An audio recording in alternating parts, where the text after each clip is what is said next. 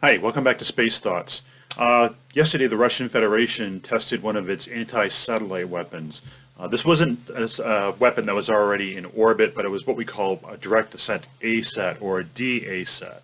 And in fact, I believe I have a rendering right here of what this thing looks like. This is not an actual photo, but actually an artist's rendering. And you notice it's actually a mobile system that can be transported from place to place where they feel it needs to be to intercept a satellite. Two launch tubes for two missiles that these look like launch canisters that can actually be reloaded. Now, like I said, this is not a new capability. This is something they've had for a while, and it's actually probably operational at this point.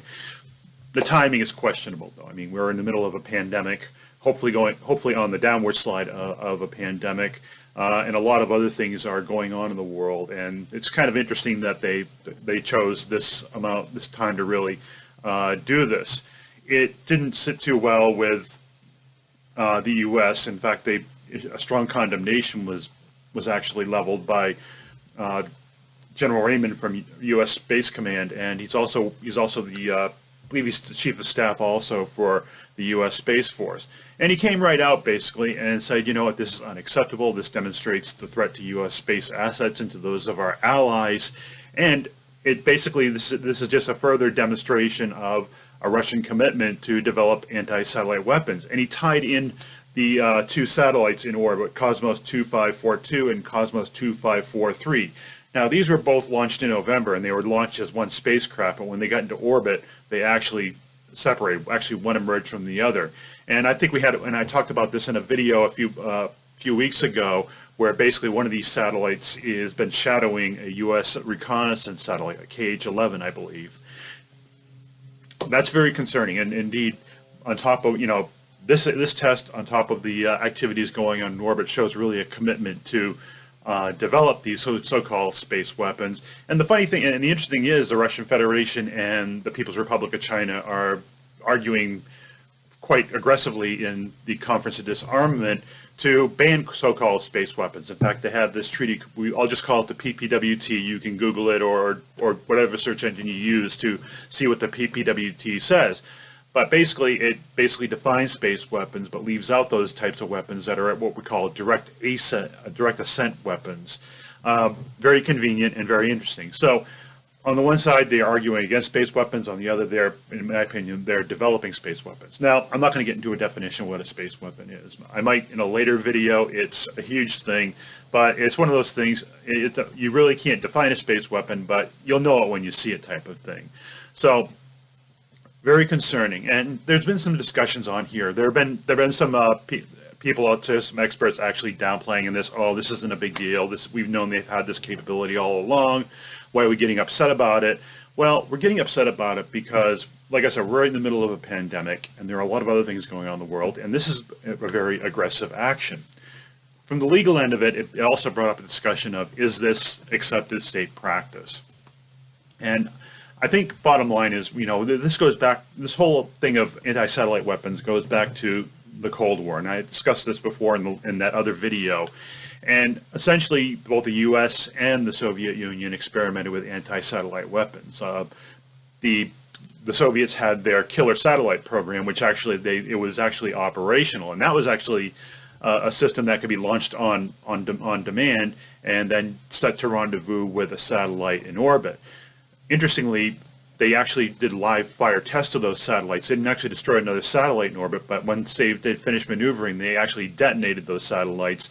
And space debris from those detonations is still a problem today, especially for the International Space Station, which occasionally has to keep an eye on one and occasionally dodge it. And the U.S. tested an air-launched missile back in the 1980s from an F-15 and destroyed a Sol Wind satellite, which was an old scientific research satellite that was sitting up there, and that sparked a big uproar in Congress, and it probably was a key factor in eventually having funding for that program canceled. It was one factor, but not the only factor. Not the only factor, certainly. Then, of course, so basically, the whole gist of this is, in my opinion, the U.S. and the Russian and the Soviets during the Cold War kind of set a precedent, or what we say a norm, or state practice for testing anti-satellite weapons. Now, granted, what the U.S. and the Soviets did was a destructive test, but that kind of leads into the 2007 test by the People's Republic of China against one of their old weather satellites that blew it into thousands of pieces. That's still causing problems today, especially in polar orbit. So at the time, the Chinese basically came out and said, well, we basically believe we did this consistent with international law. And that kind of puzzled me for a little while until I started thinking about it and going back to what the Soviet Union and the U.S. did prior in the Cold War. And in a sense, yes, we did kind of set some sort of international standard, even though it isn't written, or some sort of thing, some sort of set of custom for this type of activity.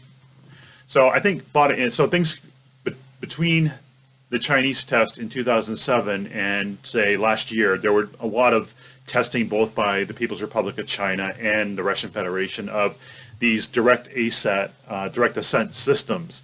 And that didn't really, it drew basically the attention of the U.S. and other powers that basically this is something that, they're a counter space capability that is being developed and has to be watched.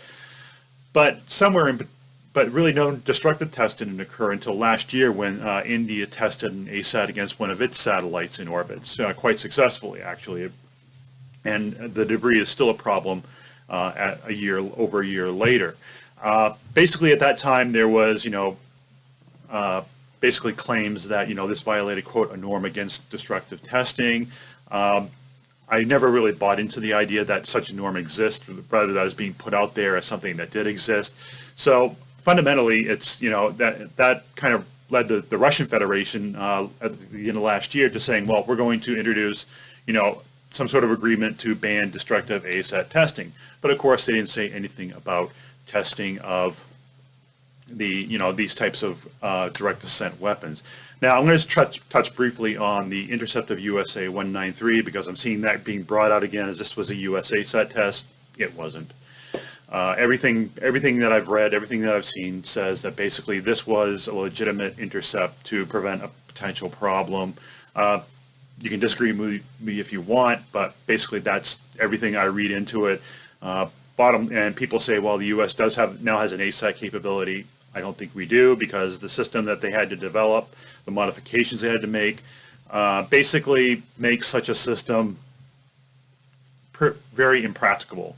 It's something you don't want a ship just trolling around on anti-satellite duty, or as much as you want a ship trolling around just being on missile defense duty. That's taking a major asset out of action for a situation that may or may not occur, or for a need or a mission that may not be actually required. So I'm just going to, anything I hear about, USA-193 being an ASAT test and adding to this idea of destructive testing, I dismiss it. I dismiss it. And you can argue with me about that if you want in the comments. That's fine. I actually welcome it and such. But again, this again, builds on the idea that, counter space threats are real. The U.S. and allies are very concerned about this. And I think it's very provocative in terms of what's going on right now with the pandemic of COVID-19. So that's quick and short about this. It's another newsworthy item that has prompted me to do a video during the week instead of on the weekend. And I guess bottom line is, if these events start coming up, I will again try and do one video every week. But if something comes up in the middle of the week, I will try and get a video out to keep everybody updated. I hope you're safe. I hope you're healthy. The curve looks like it's starting to flatten. Maybe we can get rid of this bug and get back to whatever qualifies as normal nowadays. So until next time, stay safe and have a good weekend.